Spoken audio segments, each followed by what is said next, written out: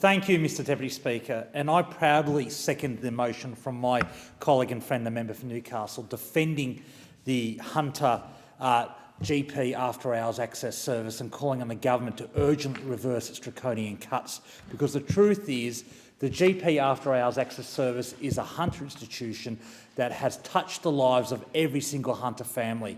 I'm yet to meet someone who hasn't had a family member or a friend call on this great service to get them through a tough time. My own family, with 2 young kids, has been to the GP clinic many times, and we've got phenomenal service, and as importantly, we've avoided a trip to the emergency department, saving taxpayers lots of money.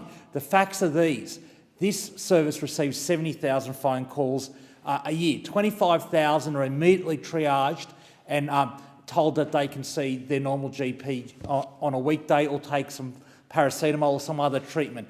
That's 25,000 avoided visits to the emergency department straight away.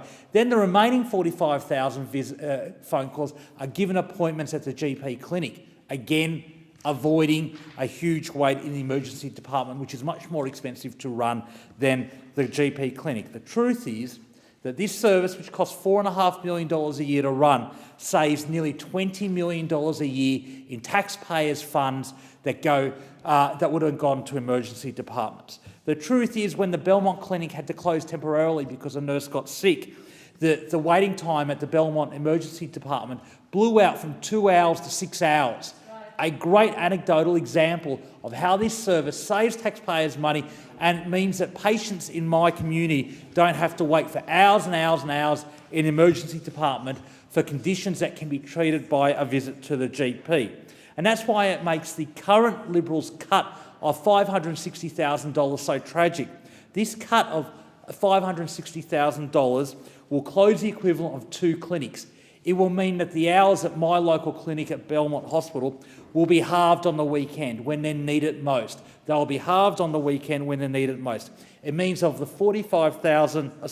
70,000 funded consultations, 15,000 hours are cut straight away. And the letter from Minister Hunt that Labor MPs received was a disgrace. Minister Hunt defended the cuts. Minister Hunt defended the cuts to this great GP service. And the last speaker, the member for Bowman in Brisbane, defended the cuts. Quite bizarrely, he didn't have a single fact right about what this service does, how it's funded, its meaning for our community, but he defended the cuts just like Minister Hunt. And this is an interesting debate because I'm yet to see a single coalition MP come to the chamber to defend the cuts. They've all gone missing. The member for New England, the Deputy Prime Minister, the great hero of the Hunter, if you've ever seen him on Sky News After Dark, is nowhere to be seen. He's run hiding. He's in hiding like the coward that he is, not defending the cuts. I withdraw. He has gone missing. He's hiding from these cuts because he's ashamed of what his own government is doing. And the truth is, there's a review on Minister Hunt's desk that if he accepts it, and we've got no reason to believe that he won't accept it, will slash the remaining $4 million of funding to $1 million. Slash it from $4 million to $1 million. And if that happens, the service is gone. It's kaput. It will disappear. The remaining 4 clinics will have to be closed, and this great service will be gone from our community. Families will have to wait longer at the emergency department to get treatment, or they won't be able to see a doctor. And that will be a great tragedy. And Minister Hunt has refused to rule that out. In fact, from the tone of his letter, I think that there's a very good likelihood he'll accept that review's recommendations and kill the GP after-hours service. And the truth is, this is the 4th attack on Hunter health outcomes that we've seen from this government recently. We've seen the cut to the bulk billing incentive that's forcing constituents of mine in Shortland to pay more to see a doctor.